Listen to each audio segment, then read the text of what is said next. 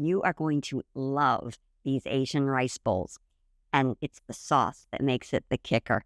It's a really savory, sweet, tangy, with a little bit of heat sauce. And yes, it goes great on the rice bowls, but you're going to want to put it on everything else too. Come on, I'll show you how. I use my super tender Asian pork meatballs to make this Asian bowl. What you'll love about the meatball recipe is it makes a lot. It uses about 3 pounds of pork, and they freeze beautifully, so you can make this bowl anytime. We're going to start with some steamed jasmine rice, and I put about 3/4 of a cup of rice into a bowl and spread it out evenly to make a nice base, and then add the meatballs. I usually use about 4 or 5 meatballs for each bowl, but if you've got bigger appetites, feel free to do more. You can use whatever kind of toppings you like for this Asian bowl.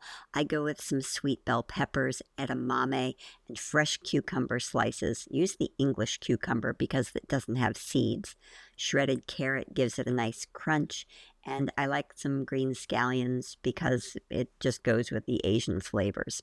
The best part is the sticky, tangy, sweet glaze. It's got a little bit of heat too.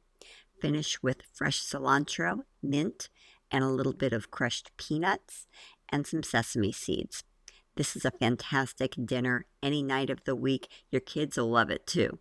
Enjoy. If you like the recipe, hit the like button and don't forget to leave a comment if you make it.